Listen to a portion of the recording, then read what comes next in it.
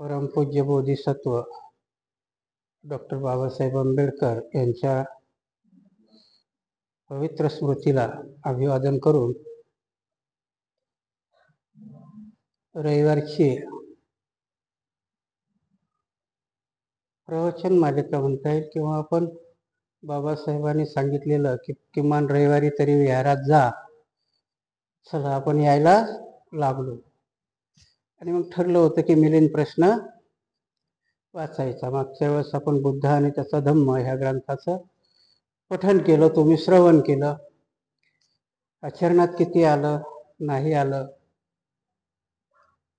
भाग वेगळा आहे. आणि म्हणून भगवान बुद्धाने भिक्षूला एका ठिकाणी सांगितलं होतं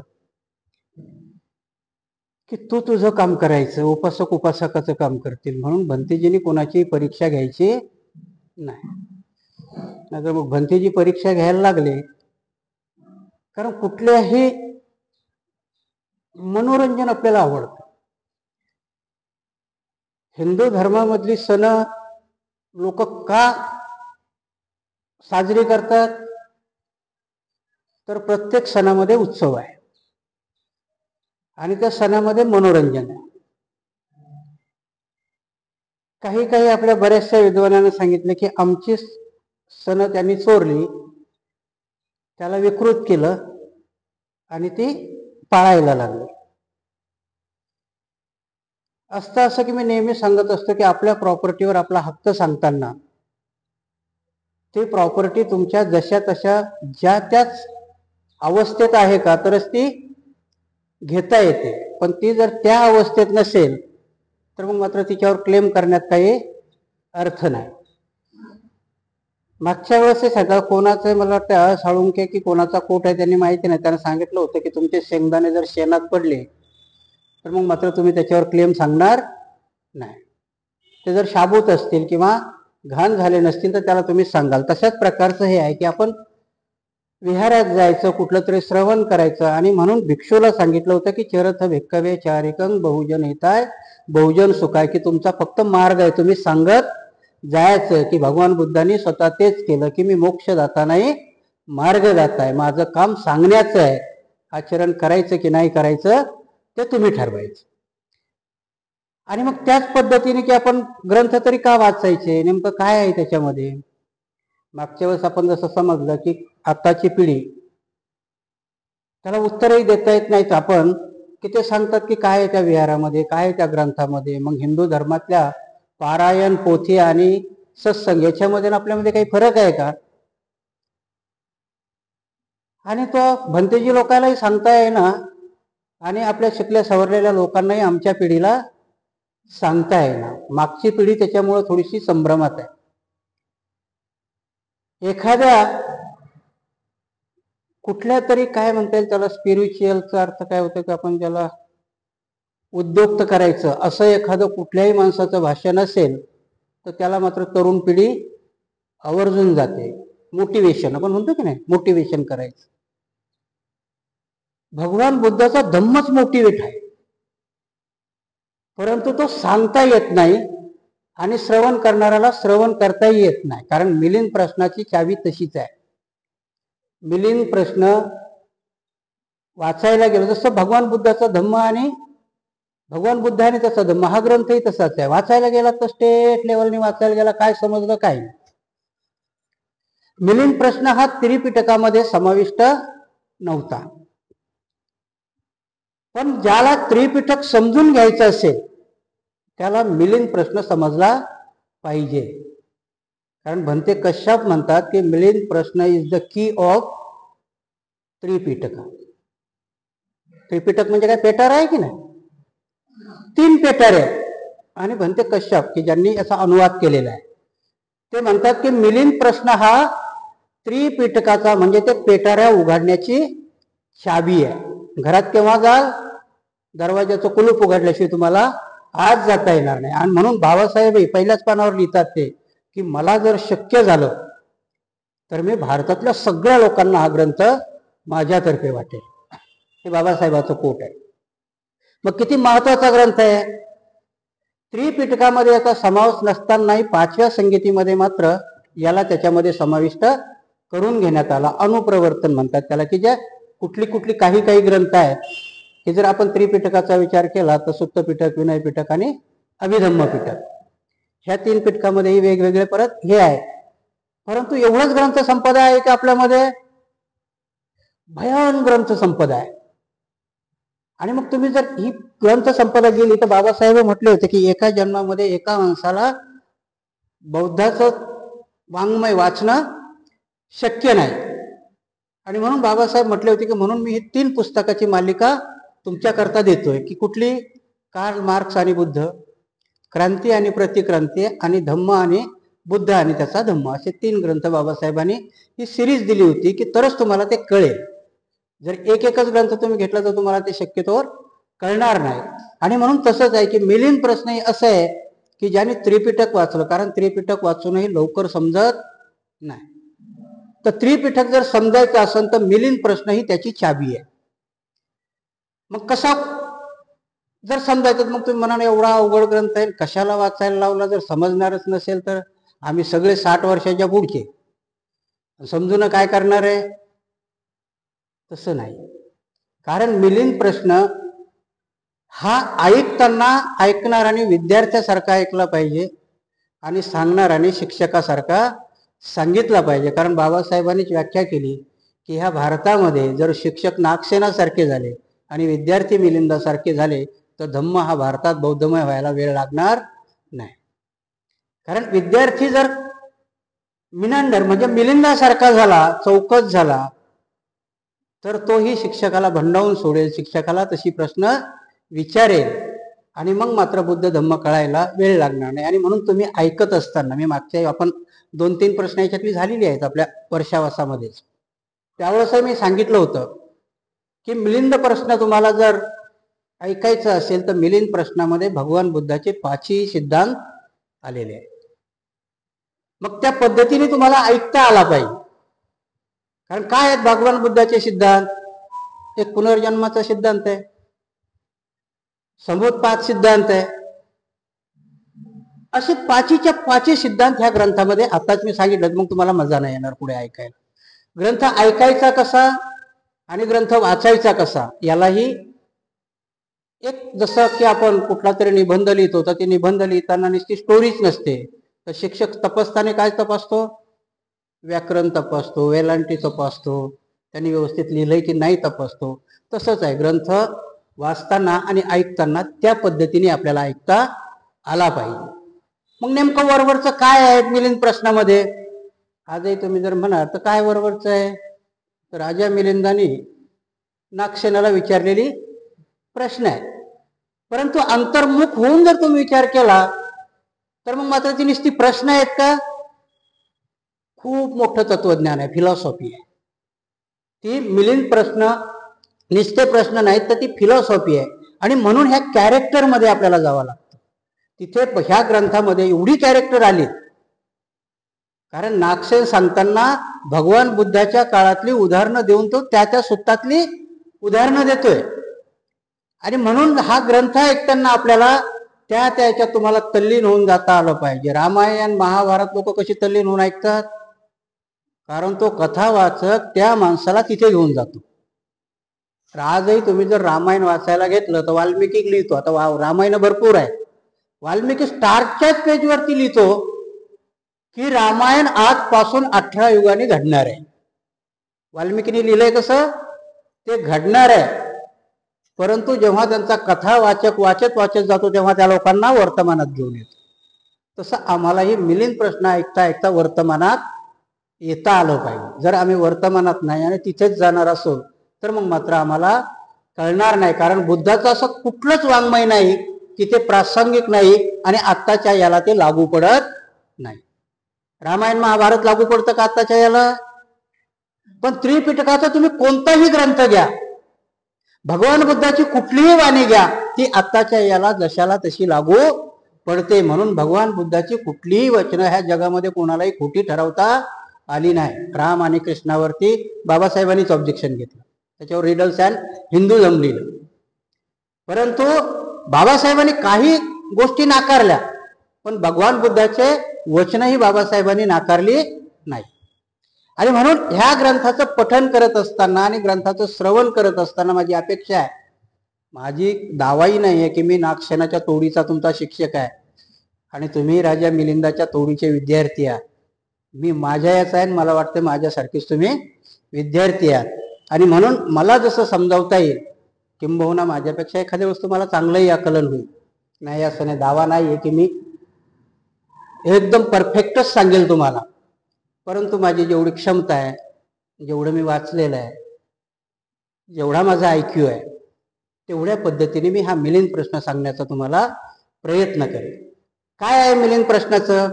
तर पहिलं कॅरेक्टर आपण राजा मिलिंदाचं बघूया. राजा मिलिंद कोण होता? तर हा ग्रीक राजा आहे. कुठे राजधानी होती त्याची? तर आताचं सियालकोट, म्हणजे जे पाकिस्तानमध्ये सध्या अस्तित्वात आहे. मग एक परत तुम्हाला एक उदाहरण सांगतो की मिथक आणि जातक. आजही रामायण, महाभारत किंवा हिंदू धर्मातल्या कुठल्याही कथा घेतल्या तर त्याला काय म्हणता तुम्ही? मिथकच म्हणता ना. त्याला कुणीही वास्तव किंवा सत्य ती म्हटली नाही, कारण त्याला आर्कोलॉजिकल किंवा शिलालेखाचा किंवा कुठल्या याचा पुरावा भेटत नाही. पण मिलिंद प्रश्नाचं तसं नाही. राजा मिलिंद हा होऊन गेला, कारण त्याच्या राजवटीतले सिक्के आणि त्याच्या राजवटीतले शिलालेख आजही भेटतात. म्हणून याला तो दंतकथा म्हणता येईल का? याला मिथक म्हणता येईल का? बाबासाहेब लिहिताना लिहितात की मिलिंद प्रश्नाला मिथक म्हणता येणार नाही, पण त्याच्यामध्ये काही वर्णन आली. कारण हा कुठला ग्रंथ, कादंबरी किंवा इतिहास लिहिताना जर तो जशाला तसा लिहिला, रटाळ लिहिला, तो कुणीही वाचणार नाही. आणि मग ती लिहिण्याची हातोटी असते. आजही तुम्ही मिलिंद प्रश्न घेतला तर जवळजवळ माझ्या माहितीनुसार 5 ते 6 जणांनी त्याचं ट्रान्सलेशन केलेलं आहे. मग स्थवीर सदानंद असतील किंवा आनंद कौशल्यायन असतील, भंते कश्यप असतील, राहुल संस्कृतायन असेल, ह्या सगळ्यांनी मिलिंद प्रश्नाची अनुवाद केलेले आहे.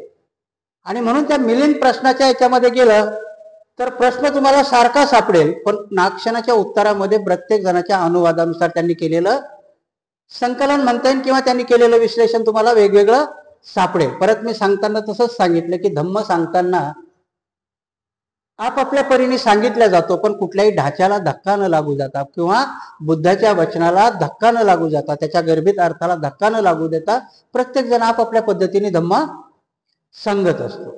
आणि म्हणून तुम्ही आताही जर गेला की एखादा भिक्षू जर सांगत असेल तर वेगवेगळ्या पद्धतीने सांगतील. तसंच आहे की ह्या मिलिंद प्रश्नामध्ये, की ह्या मिलिंद प्रश्नाचा राजा जो मिलिंदर आहे त्याची 2 राजधान्या होत्या, की एक सियालकोटला आणि एक अफगाणिस्तानामध्ये, कारण हा ग्रीक राजा होता. मग आता प्रश्न असा पडतो की आमच्या सगळ्याच लोकांचं की भारत किंवा त्यावेळेसचं जम्बूद्वीप नेमके कोण होते इथे? कारण त्या भानगडीत जर आपण जायला लागलो तर मग वाद आणि विवाद याला तोंड फुटतं. की आजही मूळ निवासी असं काहीतरी मला वाटतं एक प्लॅटफॉर्म चालू आहे ना, की मूळ निवासी कोण आहेत? ब्राह्मण बाहेरून आलेले आहेत, आर्य आहेत, त्यांचा DNA इथल्या याच्याशी मिळत नाही, ह्या बऱ्याचशा थिसिस आणि याच्यामध्ये गोष्टी आल्या. त्याला संशोधनही आहे, राखीगडीचं आहे, हडप्पा संस्कृती आहे. आणि ह्या सगळ्या गोष्टीमध्ये आपण पडायचं का? त्याला काही अर्थ आहे का? इतिहास माहिती असावा, तुम्हाला संस्कृती ही माहिती असावी. पण वादविवाद आणि वितंगाने की म्हणून भगवान बुद्धांनी ज्या 14 प्रश्नाची उत्तरं नाही दिली त्याचा अर्थच तसा होता की त्याला काही अर्थ नाही. ते प्रश्न विचारून तुमचं त्याच्यामध्ये काही फायदा होणार नाही. तसंच आपण बघताना की जातक आणि मिथक याचा अर्थ आपल्याला फक्त समजला की आपण पुढे पुढे चाललो पाहिजे. आपल्याला जातक का म्हटलं? बाबासाहेबांनी सांगितलं की जातक हे घडलेलं नाही, पण त्याला बाबासाहेबांनी मिथक नाही म्हटलं. मिथकाचा अर्थ आहे की एकदम हे खोटं आहे, याच्याशी आचरण करणं किंवा त्याला अनुसरणं याच्याशी काही अर्थ नाही. पण जातकाला मिथक नाही म्हटलं, कारण जातक ह्या बोधकथा आहे. तसंच मिलिंद प्रश्नामध्ये की तो राजा आहे तर राजाचं वर्णन राजासारखं केलं जाईल ना.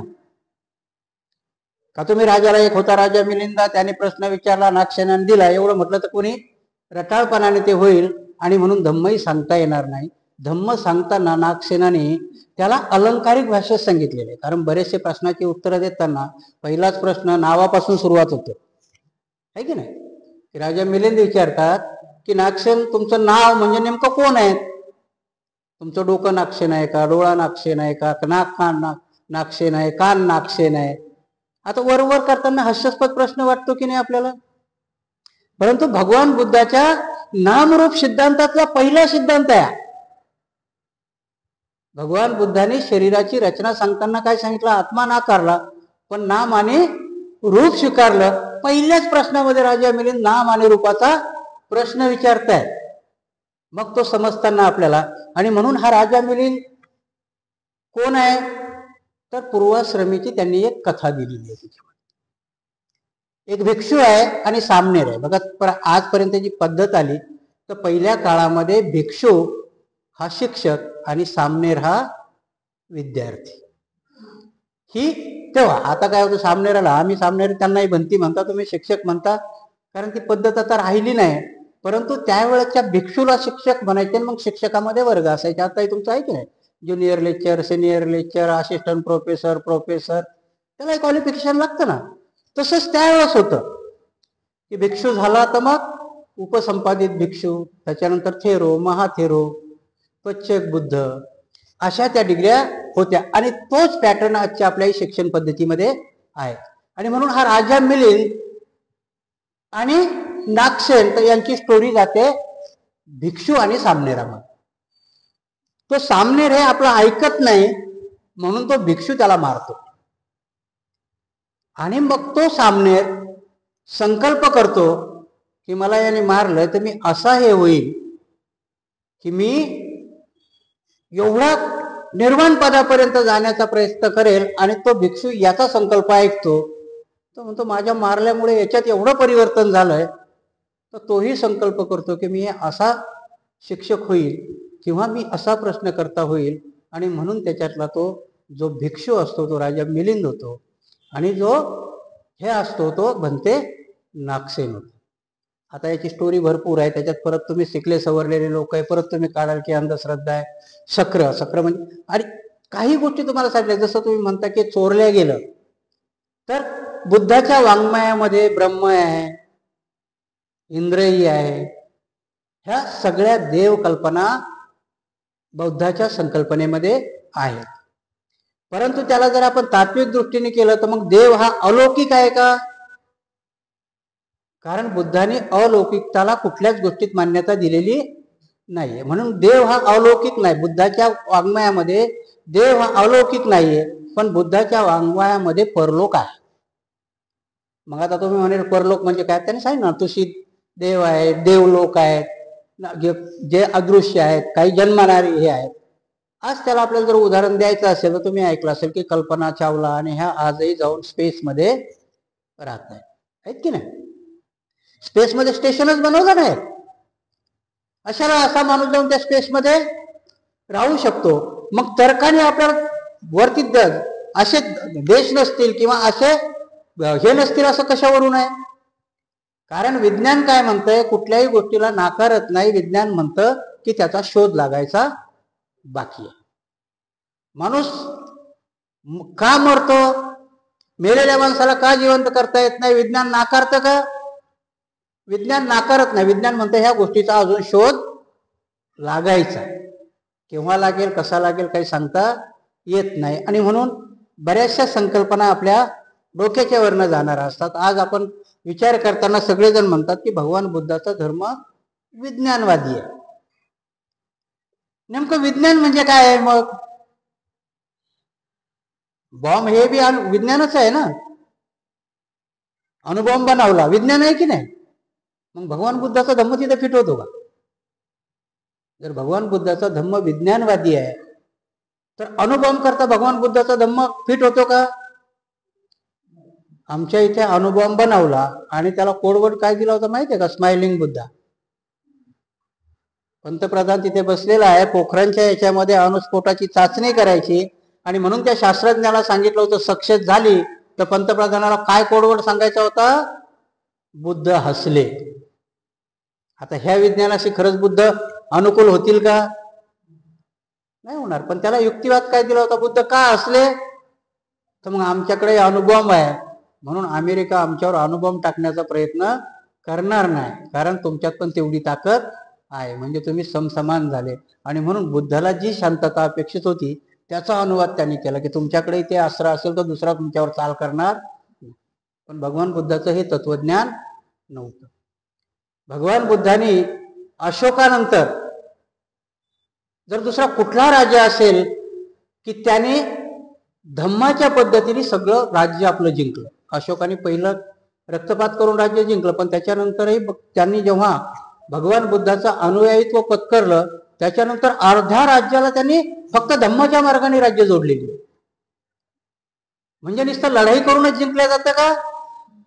नाही, तर धम्माच्या मार्गाने. म्हणून भगवान बुद्ध म्हणतात की तुला जगत जिंकायचंय तर त्याला शस्त्र हातात घेऊन काही जिंकल्या जाणार नाही. तुम्हाला तुमच्या बुद्धी चातुर्याने किंवा धम्माच्या मार्गाने पूर्ण जग जिंकता येतं. आणि म्हणून भगवान बुद्धाचा धम्म विज्ञानाच्या पलीकडे आहे. विज्ञानवादी तर आहेच, पण त्याच्या पलीकडे आहे. काही गोष्टी भगवान बुद्धाच्या विज्ञानाच्या पलीकडे जातात. आणि म्हणून भगवान बुद्धाच्या धम्माला कुठेही तोड नाही किंवा भगवान बुद्धाच्या धम्माला कुठेही नाकारता येत नाही. ख्रिश्चनाच्या पोपला 500 वर्षानंतर का होईना परंतु सॉक्रेटिसची माफी मागावी लागली. का? कारण सॉक्रेटिसने कुठला नियम लावला होता की पृथ्वी स्वतः भोवती फिरता फिरता सूर्याच्या भोवती फिरते. आणि त्या धर्मगुरूचे पित्त खवळले, त्याला सांगितलं की तो आमच्या बायबलचा सिद्धांताचा विरोध करतोयस, तू आमच्या देवाला नाकारतोयस. कारण देवाने काय सांगितलं? सूर्य देव आहे ना, सूर्य फिरतो. त्याच्यानंतर भगवान बुद्धांनी सांगितलं की बाबा डोळ्यावरही विश्वास ठेवू नको, जे प्रत्यक्ष दिसतं तेही सत्य नसतं. म्हणून आजही आपल्या डोळ्याला दिसतो की नाही सूर्य इकडून निघतो आणि इकडं मावळ, सत्य आहे का ते? आणि म्हणून सत्याची व्याख्या करताना जर तुम्ही हिंदू धर्मावाल्याला विचारलं की सत्य काय आहे तर त्यांचं उत्तर असते ब्रह्म आहे का? अहम ब्रह्मास्मी ते म्हणतात सत्य आहे. आणि जर बुद्धाला विचारलं तर बुद्धाला विचारलं सत्य काय आहे तर बुद्धांनी 4 आर्य सत्य सांगितले. दुःख, दुःखाला कारण आहे, दुःखाचा निरोध आहे आणि दुःख निरोधगामिनी आर्य अष्टांगिक मार्ग आहे. आणि म्हणून हे ग्रंथ वाचताना किंवा ग्रंथ ऐकताना आपल्याला त्या पद्धतीने ऐकता आलं पाहिजे, त्या पद्धतीने हे करता आलं पाहिजे. म्हणून हा राजा मिलिंद अशोकानंतरचा राजा हा पहिला आहे की बुद्धाच्या अनुयायानंतर त्याने दीक्षा घेतलेली आहे, बुद्धाचं अनुसरण केलेलं आहे. दुसरी गोष्ट मी सांगता सांगता आलो होतो की मूळ निवासीचा हा मुद्दा येतो. तर आपल्याकडे जे आलेले ग्रीक राजे ते परत गेले नाहीत. आक्रमण करायला ते आले जम्बूद्वीपामध्ये, परंतु इथला हा धम्म बघून, ह्या धम्माचं अनुसरण बघून ते इथलेच झाले, परत गेले नाही. परत तुम्हाला सांगितलं की तो जग जिंकायला अलेक्झांडर निघाला होता, तोही भारताच्या जम्बूद्वीपाच्या भूमीमध्ये आल्यानंतर इतिहास खोटा लिहिला जातो. परंतु त्यांना जो भिक्षू भेटला होता त्या भिक्षूने त्याला 3च प्रश्न विचारले होते की जग जिंकून करणार काय? कारण हे जग जिंकल्यानंतर परत तुझी काय वासना तर कमी होणार नाही, तृष्णा तर कमी होणार नाही आणि त्याच्यामध्ये हे तर होणार नाही, मग जग जिंकून करणार काय? आणि तिथे त्याला तो धम्म कळला होता की जग जिंकल्यानंतर मला परत काय आहे जिंकायला, माझी तृष्णा शमवायला काय आहे. आणि म्हणून तिथून तो परत जातो. परंतु त्याचा सेनापती अशोकाचा राजा चंद्रगुप्त मौर्य याला आपली बहीण देऊन तो राजा इथे स्थायिक होतो. म्हणून प्रत्येक आलेले आक्रमणकारी भगवान बुद्धाच्या धम्मामध्ये इथे स्थायिक झाले. तसाच राजा मिलिंदही इथे आला. त्याचं राजधानी सियालकोट म्हणजे गंगेच्या काठापासून तर यमुनेच्या याच्यापर्यंत त्याचे शिक्के भेटतात. आणि म्हणून आता थोडासा इतिहासकारामध्ये संभ्रम आहे की इसवी सन पूर्व 180 असा काहीतरी तो त्याचा कालखंड सांगितला जातो. आणि म्हणून हा राजा खूप बुद्धिमान आहे. मी काल परवा आपल्याला बोलता बोलता बोललो की प्रश्न विचारायलाही तुमच्याकडे बुद्धी लागते. फालतू प्रश्न तो कुणीही विचारेल, परंतु आध्यात्मिक आणि कौशल्याचे प्रश्न विचारायला बुद्धी लागते. आणि म्हणून त्या राजाच्या कालखंडामध्ये त्याच्या पुढे कुठलाही पंडित टिकत नव्हता, कारण तो शास्त्रार्थ करायचा, त्याला सगळ्या विद्या पाठ होत्या, सगळ्या विद्यात तो पारंगत होता, स्वतःही राजा होता. आणि म्हणून शास्त्रास्त्र करताना त्याचे ते जे कोणी पंडित होते ज्याच्या राज्यामध्ये राहणारे ते पळून गेले आणि कुणीही त्याला परास्त करू शकत नव्हता. आपण मागच्या वेळेस बरंचसं वाचलेलं आहे, म्हणून तुम्हाला अश्वगुप्त नावाचे आपले भंतेजी याच्यामधले तुम्हाला आठवत असतील की काही हा संघ जातो त्यांच्याकडे, त्यांना विनंती करतो की त्या राजाने आम्हाला सोळो की पळो करून सोडले ना, आम्हाला काय त्याच्या प्रश्नाची उत्तरं देता येत नाहीत. आणि मग ते अश्वगुप्त भंतेजी आणि तो संघ शक्राकडे जातो. शक्र नागसेन भंतेजीचं नाव घेतात, ते देवलोकामध्ये असतात, तिथे जाऊन त्यांना विनंती केल्या जाते. आणि जेव्हा ते हिमालयाच्या पायथ्याशी असणार, आता याच्यामध्ये नागसेन भंतेजीच्या जन्माचे दोन आहे, एक पंजाबमध्ये सांगतात आणि एक हिमालयाच्या बाजूला सांगतात. आपण म्हणून मी सांगितलं की निरर्थक प्रश्नाच्या याच्यामध्ये आपण पडण्यात अर्थ नाही. नागसेन भंतेजी जेव्हा होतात तर नागसेन भंतेजीला धम्मात आणण्याकरता रेवत नावाच्या भंतेजीला ही कामगिरी सोपवली जाते. मी जास्त याच्यात जात नाही कारण आपण ते वाचलेलं आहे. आणि मग ते रेवत भंतेजी नागसेन भंतेजीला धम्मामध्ये घेऊन येतात. नागसेन भंतेजी उपसंपदा होते आणि नागसेन भंतेजी मग यांच्या नगरीमध्ये जातात आणि तिथे तो राजा तो विचारतो की माझ्या प्रश्नाला उत्तर देण्यासारखा असा कुणी पंडित, ब्राह्मण, मुनी, ऋषी असं कुणी आहे का. आणि त्यावेळेस त्याचं चॅलेंज हे राजा नागसेन भंतेजी स्वीकारतात. ह्या एवढा प्रपंच मी तुम्हाला एवढ्याच करता सांगितला की राजा मिलिंदाच्या आणि नागसेनाच्या पहिल्याच भेटीमध्ये नागसेन त्यांना विचारतात की तुम्हाला कुठल्या टाईपचा संवाद करायचा आहे, म्हणजे माझ्याशी कुठल्या टाईपची चर्चा करायची. मी तुम्हाला तिथे घेऊन चाललोय. कुठल्या टाईपची म्हणजे तो राजा आहे ना, हे श्रमण आहे, राजाला कुठलाही कायदा लागू पडत नाही. म्हणून नागसेन भंतेजी काय म्हणतात, तू राजा आहे, तू जर राजासारखे प्रश्न विचारशील तर मी तुला काही उत्तर देणार नाही, कारण तू कसलाही प्रश्न विचारला आणि मी कसलंही उत्तर दिलं तुला नाही आवडलं, तू शिक्षा करशील, तू राजा आहेस. म्हणून तू राजा म्हणून जर प्रश्न विचारणार असेल तर मग आपला वादविवाद होऊ शकत नाही. तोही खूप बुद्धिमान आहे आणि म्हणून तेव्हा तो म्हणतो की नाही, मी राजा म्हणून तुम्हाला प्रश्न विचारणार नाही, मी एक सामान्य उपासक म्हणून तुम्हाला प्रश्न विचारेल. हा पहिला प्रश्न असतो. दुसरा नागसेन प्रश्न विचारतात की तुला कशावरती प्रश्न विचारायचे. तो राजा आहे, राजकारणावरही विचारू शकतो, अर्थकारणावरही त्यावेळेस विचारू शकतो, परंतु त्यावेळेस राजा म्हणतो की नाही, मी तुम्हाला अध्यात्मावरती प्रश्न विचारेल. आणि म्हणून हा ग्रंथ श्रवण करताना तुम्ही अध्यात्मानुसारच श्रवण केला पाहिजे. त्याला जर तुम्ही राजकीय सामाजिक असे फाटे दिले तर मग मात्र तुम्हाला हा ग्रंथ समजणार नाही. तो आध्यात्मिक दृष्टी म्हणजे धार्मिक दृष्टीने, कारण याच्यातले प्रश्नही राजा मिलिंदाने धार्मिकच विचारलेले आहेत, कारण त्यांचा तो करारच झाला होता की राजा तू मला प्रश्न विचारशील ते धार्मिक पद्धतीनेच विचारले पाहिजे आणि त्याची उत्तरही मी तुला धार्मिक पद्धतीनेच देईल. आणि म्हणून कुठल्याही प्रश्नाला, राजा मिलिंदाने विचारलेल्या प्रश्नाला त्याचं समाधान होईपर्यंत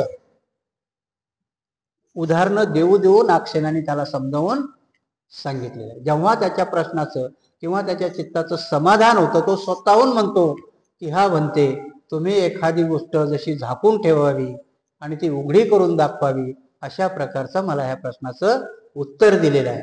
त्याच पद्धतीने आजही आपण आता बसताना राजा मिलिंदाने विचारलेला प्रश्न हा तुमचा समजावा आणि त्याला दिलेलं उत्तर हे धम्माच्या भिक्षूचं किंवा उपाध्यायाचं किंवा तुम्हाला ज्याचं कोणाचं समजायचं ते आजच्या घडीला म्हणावं. आणि परत तो प्रश्न ऐकताना तो आता प्रासंगिक आहे का नाही हेही आपण अनुभवावं, म्हणजे मिलिंद प्रश्न आपल्याला चांगल्या पद्धतीने अनुभवता येईल. तर मग आता काय की तो राजा मिलिंद आहे, हे नागसेन आहेत.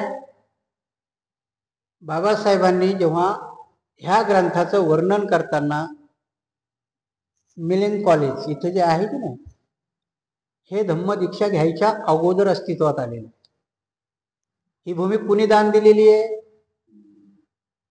इथल्या त्यावेळेचा हा मुसलमान शासक होता. हैदराबाद हे संस्थान होतं आणि हे त्याला लागू होतं, आणि म्हणून त्याने ही 400 एकर जमीन दिली होती.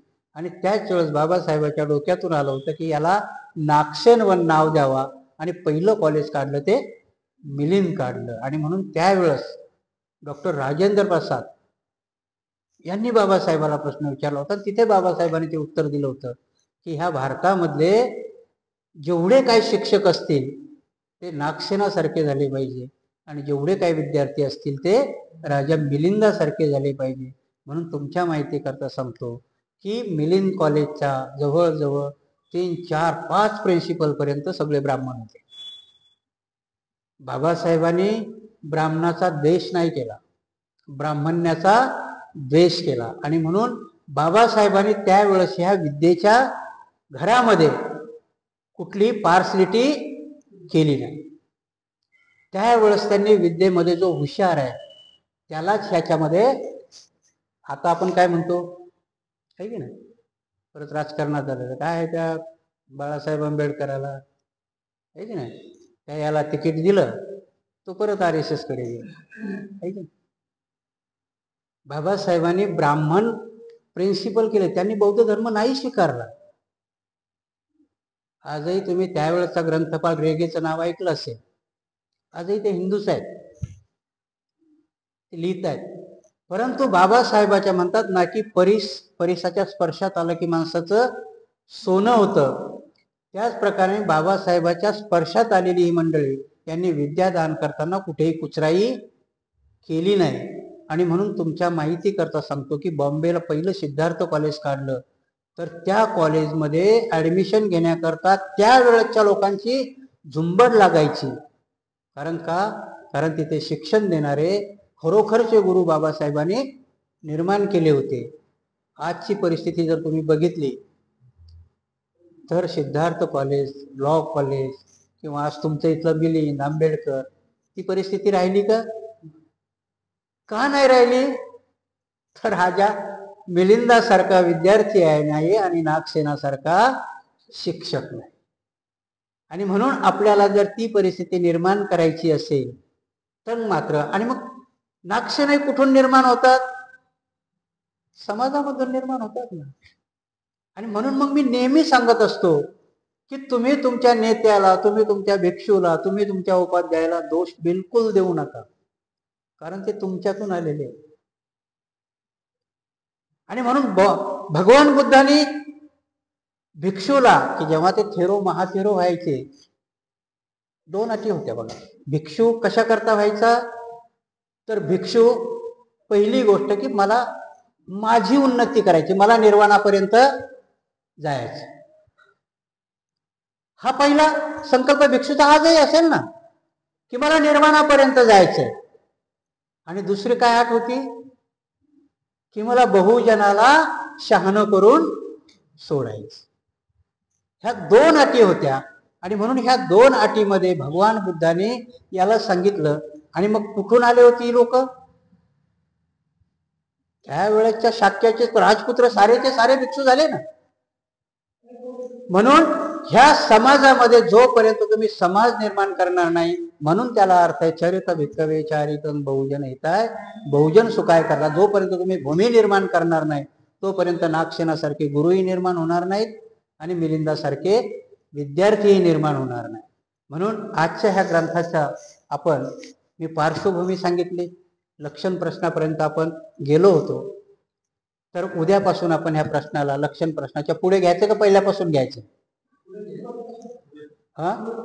पुढे घेऊ. त्या लक्षण प्रश्नाच्या पुढे पासून आपण सुरुवात करूया. मागच्या वेळेस ठरल्याप्रमाणे एक 15 मिनिटाचा काळ आपण प्रश्न उत्तराचा करू. प्रश्न उत्तराचा तसा नका करू, कारण मी काय तुमच्याला ट्रेन शिक्षक नाही. आपण एक चर्चा 15 मिनिटाची, की तुम्हाला काय वाटतं. जर मला येत असेल उत्तर तर मी नक्की देईल, नसेल येत तर आपण चर्चा करू, ते मिळवण्याचा प्रयत्न करू. पुढच्या रविवारी त्याचं उत्तर मिळून जाईल. किंवा कोणाला माहित असेल तर आपल्यात नाही सांगावं, असं काही नाही की भिक्षुनीच सांगितलं पाहिजे. आपल्याला माहिती असेल तर त्याने. म्हणून अशी 15 मिनिटाची चर्चा आहे. जर असेल तर तयारीनं आपण जर अशी काही चर्चा करण्याची तुमची इच्छा असेल ते 15 मिनिटाचा काळ आपण त्या चर्चेकरता देऊया.